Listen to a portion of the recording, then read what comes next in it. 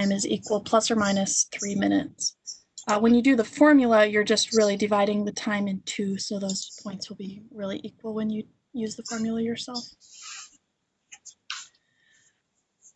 So when you look at your CFP, you're going to always see 4 lines per ETP group, but they're really divided into 2 main sections. So you got these cruise altitude ETPs, where if you had an emergency situation but you were able to maintain altitude, you would continue at your cruise altitude either with one engine out or with all your engines operating.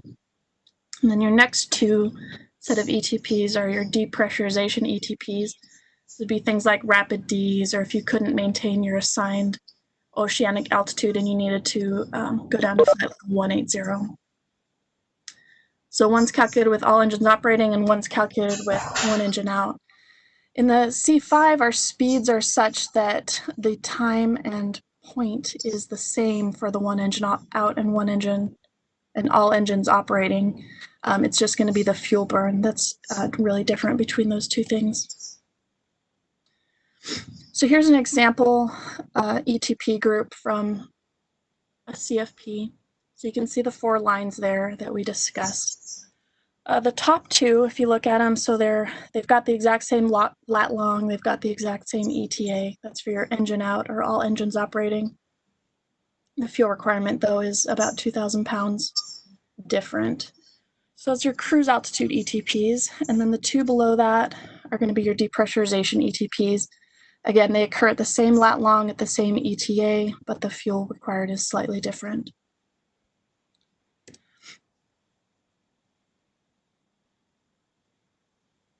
All right, so between those 2 ETP, the cruise altitude and the depressurization ETPs, you see that the ETA is slightly different. This case I pulled happened to have pretty light winds, so there wasn't a significant wind difference between flight level 350 and flight level 180.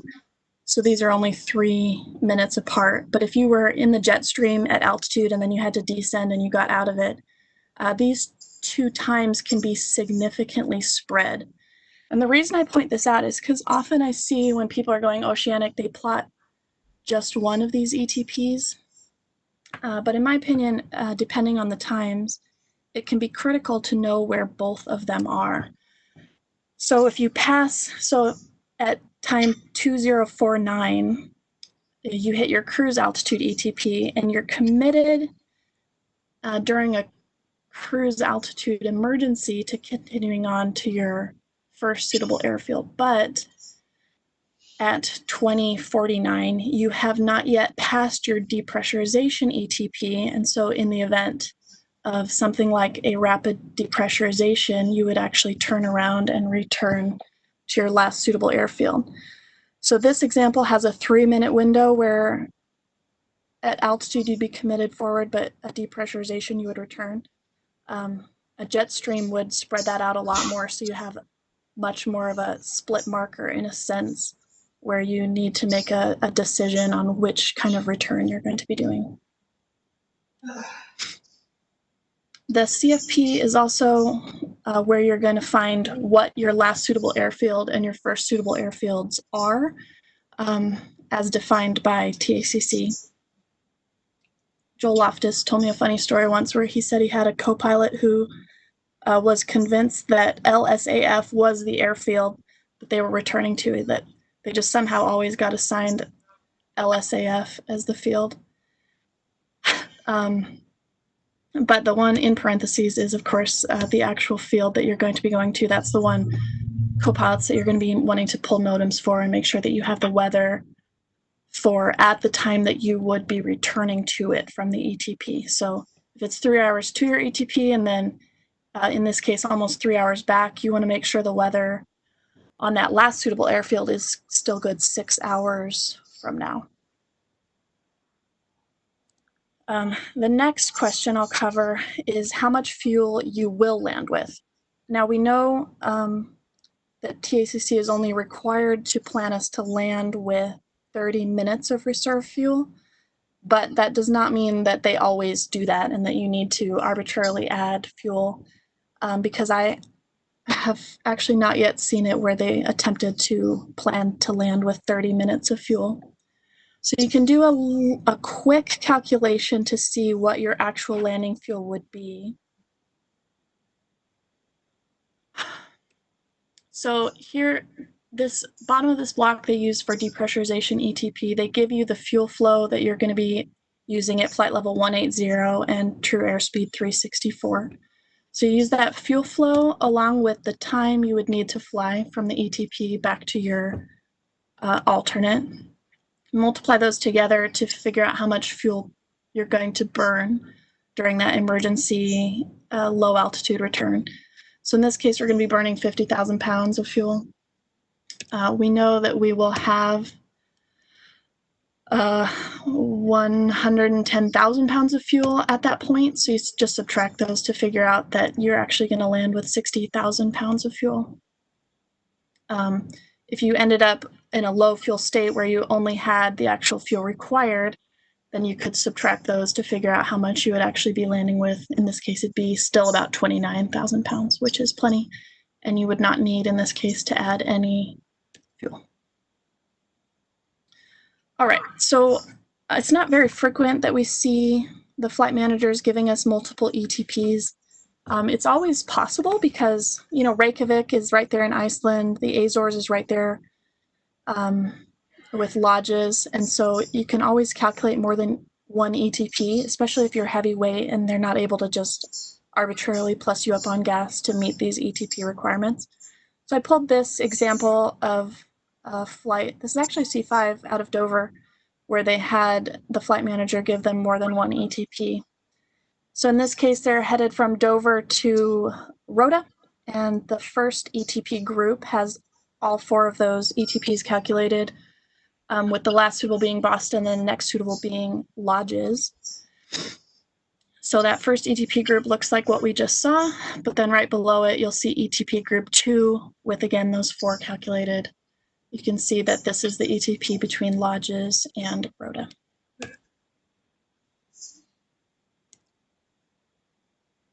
All right, so that is my review of the basics. Does anybody have any questions on that before I press on to math?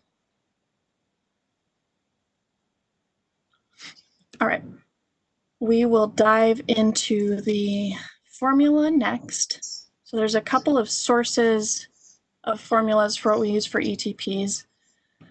This one is what you will see in your IFG. It writes it this way, like ETP equals total time.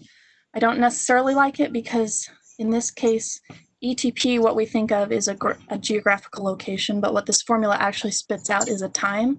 So if you plug in all these numbers and it gives you like 2, and you're expecting a point, you might not necessarily know what to do with a 2. Like, what did that just give me? So you can rewrite this if you want to make more sense of it. So your time from your last suitable to your ETP is going to equal your, so I've rewritten it with those terms. This is your IFG equation. The one in the 3-3, I think, is a little easier to use. So all they've done is they've redefined it and saying the time from the ETP to the first suitable is just equal to that back half of the equation. So essentially you can skip a step in the math and work backwards from your first suitable airfield instead of trying to work forwards from your last suitable airfield, if that makes sense. So for the purposes of the rest of this discussion, I'm going to use the equation from the 3-3. So we're going to dive into each of these terms next and figure out if you needed to calculate an ETP from scratch, where would you get the data to fill in these numbers?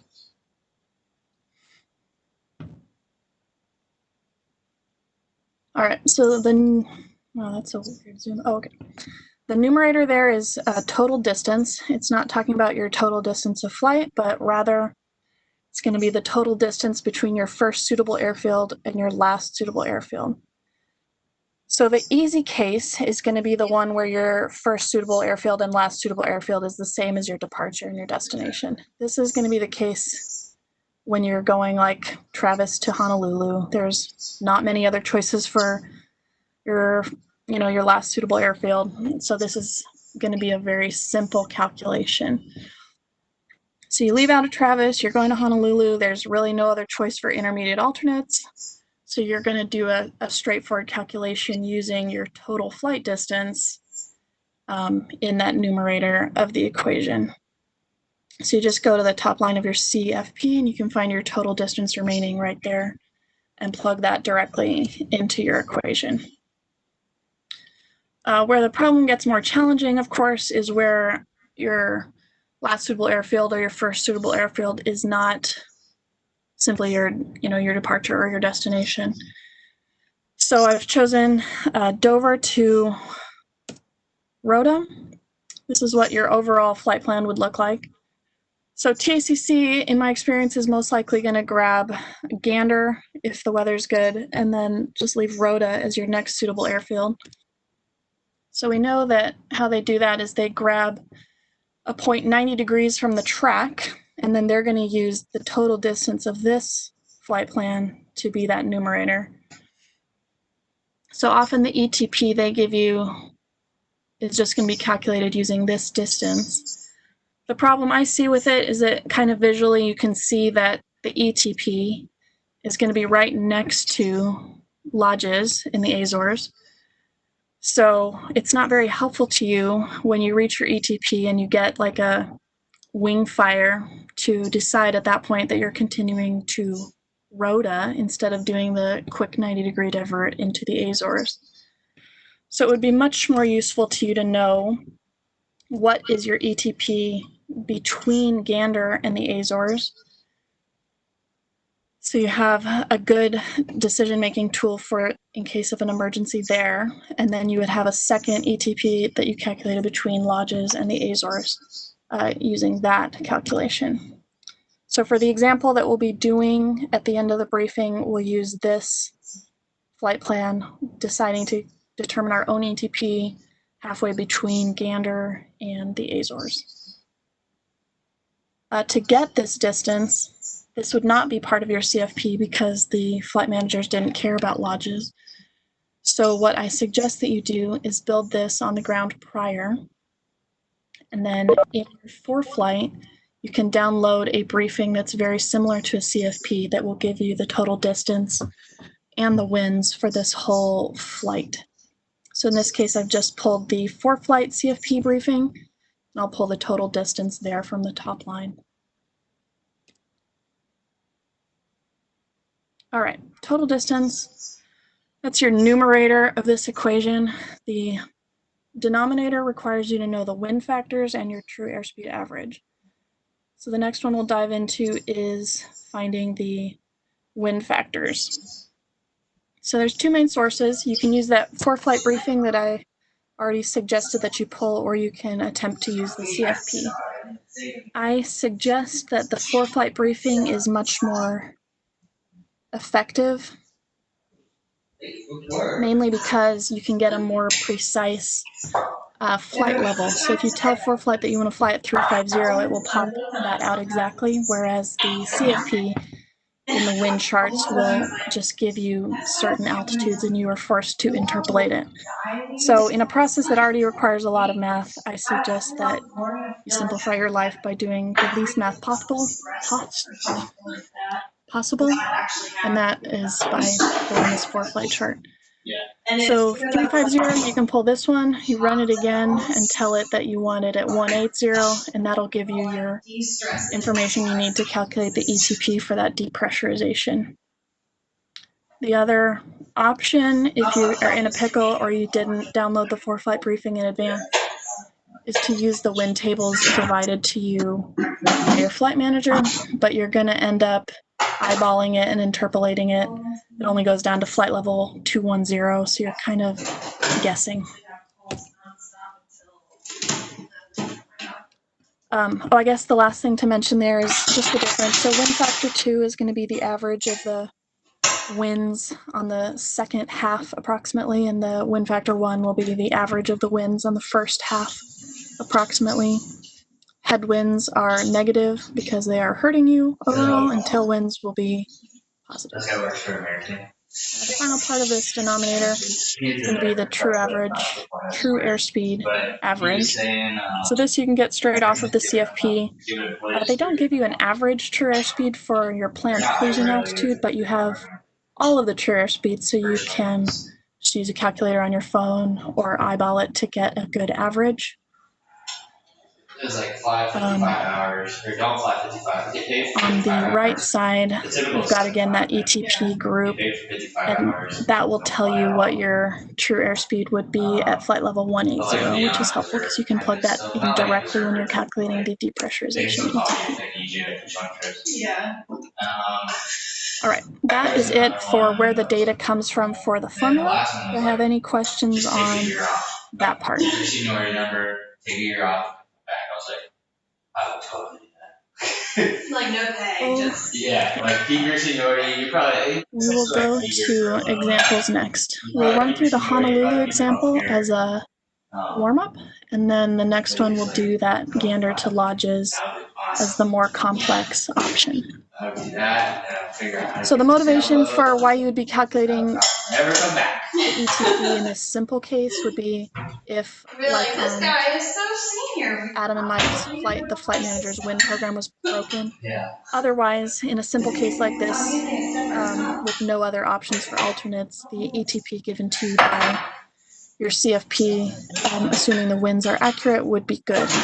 So in this case, we'll operate on the assumption that all the winds that they gave us were bad, and we will get our own using ForeFlight products. All right, so as we discussed, total distance remaining is just read off of that top line, how much distance is left from Travis. And then the true airspeed, we're going to use the phone calculator to get the average of the true airspeed column and determine that that's 450. We downloaded this ForeFlight briefing for Travis to Honolulu. We averaged that first half to find a wind factor of -25 since it's a headwind. We averaged the second half and found a wind factor of -18 on that headwind. So we have our formula, we know our data, we just plug those in, and as we know, it pops out a time, so we get 2.37 hours. That's going to be the time from your ETP to Honolulu, and it might be tempting at this point to just look at your total time remaining column to kind of try and slot that time in. But we said that the winds were bogus, so our total time remaining column is bogus. So instead, we need to convert this to a distance, which would be accurate on the CFP. To do that, we need another equation. You can find this as well in the 3-3. This is just basically algebra. So distance is equal to speed times your time. So we need our ground speed. So we're going to use that second wind factor, which would be the one from the ETP to Honolulu. We're going to add it to the average true airspeed and multiply it by the time we just calculated.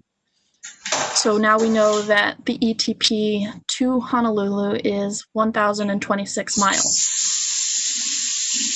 So since Honolulu is the first suitable airfield, we're just going to compare that directly to the distance remaining line on the CFP.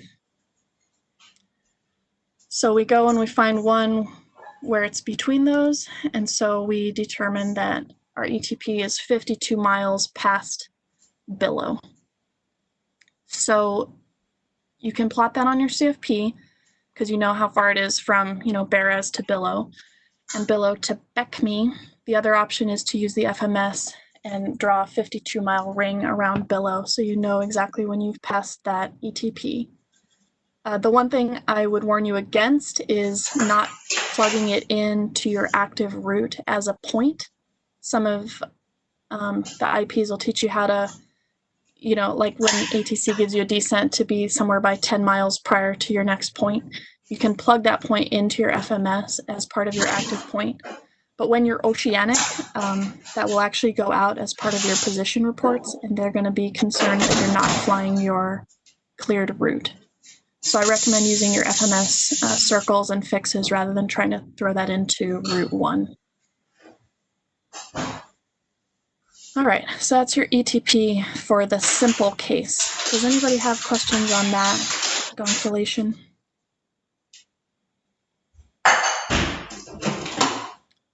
All right, next we'll dive into the more complex case of gander to lodges. So in order to do this, you really have to use ForeFlight in order to determine what these distances are.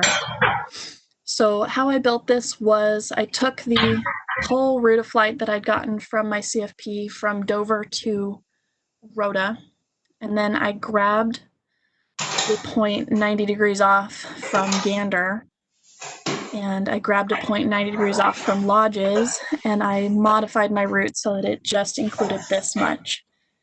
So then on your iPad, you would save it to flights and download the briefing. So you had all of the information regarding total distance and winds along this route of flight. The ETP calculation only cares about the route from your last suitable airfield to your first suitable airfield. So this is our motivation. We have decided on our own that we want an ETP between these two airfields. So we can use some of the wind information from the CFP because it was accurate. So our total distance comes from that ForeFlight briefing, and the true airspeed average, I average just the points over the ocean because that's the parts that are relevant to this portion of flight that I'm interested in. So in this case, we came up with 1758 nautical miles for our total distance and 445 average true airspeed. So the ForeFlight briefing will give you headwinds for the whole route of flight, which is why it's so helpful to have that bit downloaded in advance. So the part from Gander to our route of flight and the part from our route of flight to the Azores, it will give you those headwinds, which you could not have gotten using only your CFP. So here I've found an average wind factor for the first half of 33. It's positive because it's a tailwind. And then the second half has a wind factor of 47.4, positive because it's a tailwind. So same deal. We have our formula. We have gathered all of our data. We plug it in and we determine that our ETP to first suitable airfield time is 1.94 hours. So in this case, we can't plug that time directly onto the CFP because time remaining on the CFP is with regards to Rhoda, and distance remaining time is also regards to Rhoda. So we have to do extra math to figure out where to plug this time in and get something we can actually plot and make decisions based off of. So first of all, we know that I grabbed a random point 90 degrees off of our route from Lodges. So we need to figure out how far that was to a point where we know some information solidly on our CFP. So we're going to use the speed times time and the ForeFlight briefing. So the ForeFlight briefing obviously tells us the distance of our legs. So we know that that was a total of 400 miles that I added after 43 north, 30 west. So we do our distance equals speed times time conversion and determine that our total distance from the ETP to Lodges is 957 miles. I created an extra 400 miles. So I know now that the distance from the ETP to point 43 north, 30 west is 557 miles. Is everybody following me through this bit? Sweet. All right. So we take now 557 miles and we are going to slot that into our CFP now that we have numbers based on numbers that we know. So we need the ETP to be 557 miles west of 30 west. So it's 459 miles to the previous point. So we now know that we can plot this ETP 98 miles west of 40 west or alternatively 362 miles east of 50 west. So we can use that to plot it on our CFP, and we can also use the FMS fix page to draw a circle that we will fly past and know that we're past our ETP. So visually, this makes much more sense. What TACC would have given you would have been about at that 90-degree point. That would have been your ETP. But now you're going to end up with two much more valuable ETPs that can actually help you make decisions in an emergency.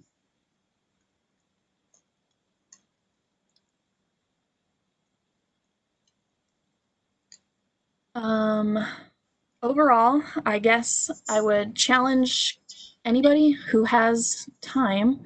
So basically on any oceanic leg where you know you're going to have time to do a little exercise, prior to the flight, create that alternative first suitable airfield, last suitable airfield leg. You can do it on almost any Atlantic leg because you can grab Reykjavik if you're up north, you can grab Lodges if you're down south. Download that for flight briefing and then challenge yourself to find the actual graphable ETP. Like force yourself to go all the way through all of the formulas and get that graphable ETP.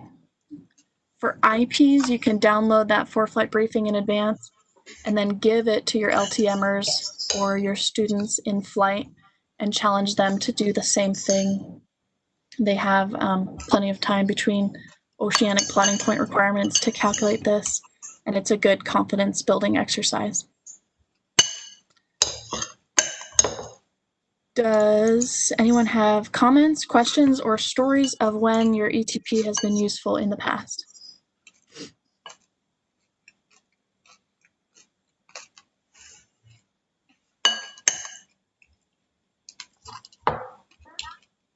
Hey, Millie. Colonel Trumbull here. Great briefing, very thorough.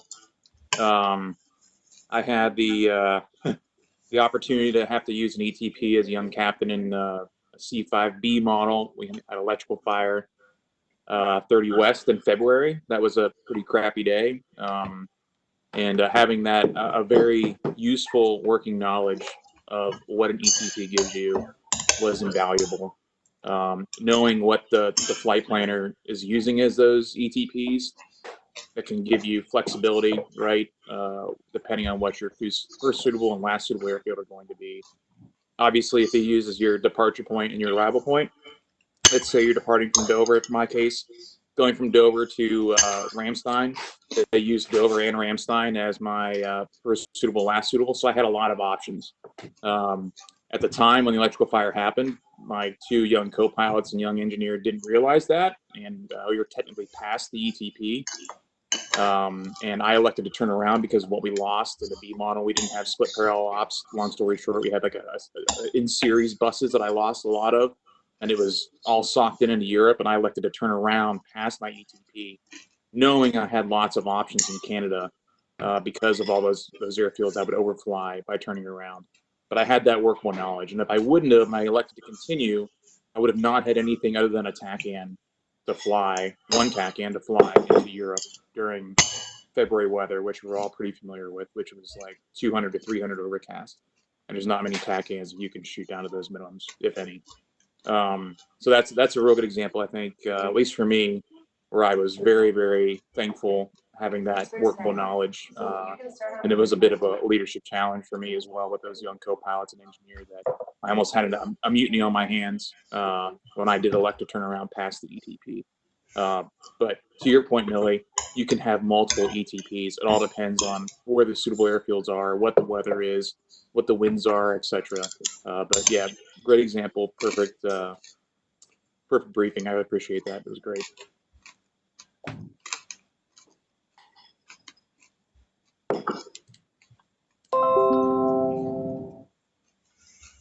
Awesome, thank you, sir. Does anybody else have a story or comment?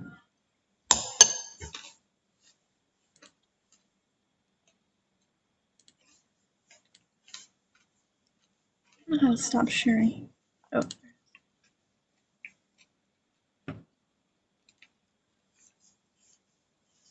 All All right, y'all, this is about all I have. Does anybody have anything to add? Otherwise, we can kind of wrap.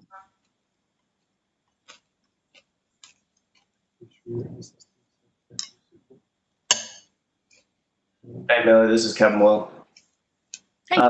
Just had like a few like inputs or techniques I've heard people do as far as plotting the ETP. Like, what would be your technique for the last like decision-making distance prior to your ETP? Because if you're like 20, 30 miles prior to it and you have something, by the time you make the decision, you might be past your ETP. So have you heard of any techniques of like plotting a 20-mile, 50-mile ring around your ETP? No, I never have. That's interesting. I just say it because my last flight, Jeff Lacey, I believe, had that technique of basically putting a 20-mile ring around the ETP. And that was his kind of decision factor. If something happened inside that 20 nautical mile ring, he knew that he would press to his first suitable. I don't know if anybody other has inputs on that.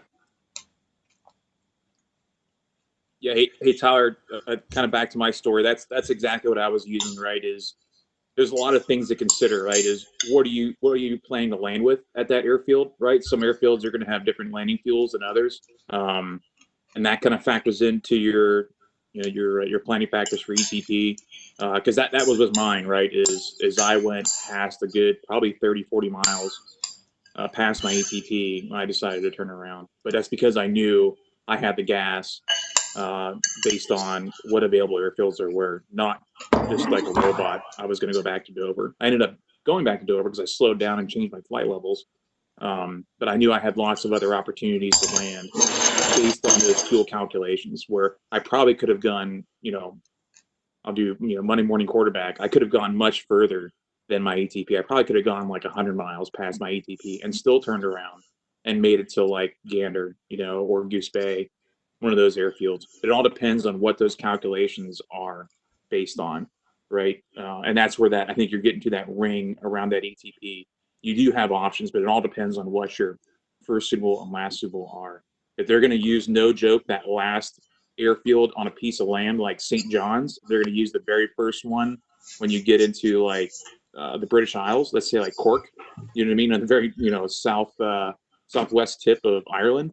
Then you're not going to have a lot of slot unless their wind calculations are way off, or they're giving you crazy amounts of gas with a couple alternates, somewhere depending on what your destination is.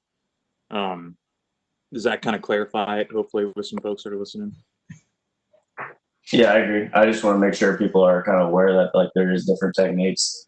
Scott Robinson was big on when we were flying over the ocean. He would constantly update his alternates with different airfields because, like you said, your first suitable, last suitable might not be the best decision, and that will immediately give you a landing fuel and time to that alternate. So it's another technique you can use. Good.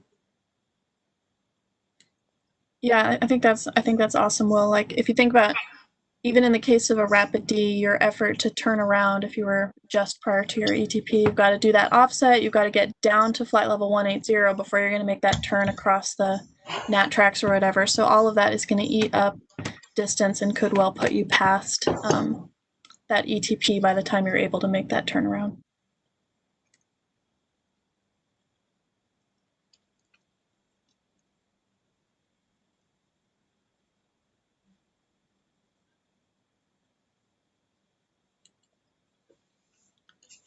All right, folks, this is all I've prepared. So essentially, you're cleared off. If anybody wants to hang around and talk about any other topics, we can keep the line open.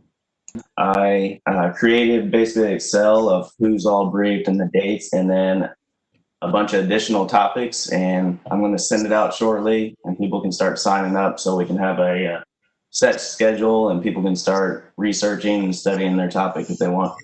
So hopefully you'll see that today. Yep. Have you guys built that library yet? I think I was talking to Captain Loftus, soon to be Major Loftus, and Chewy about building that, whether it's going to be on the share drive or on some type of cloud, something where people can access if they do have questions about ETP calculations, they can pull it up and at least see the slides. If not, maybe start recording these. Is that in the works? Yeah, I believe so. I haven't spoke to him directly about it, but yeah, that's what we're getting at, is basically a library of all these briefings put together for people to access.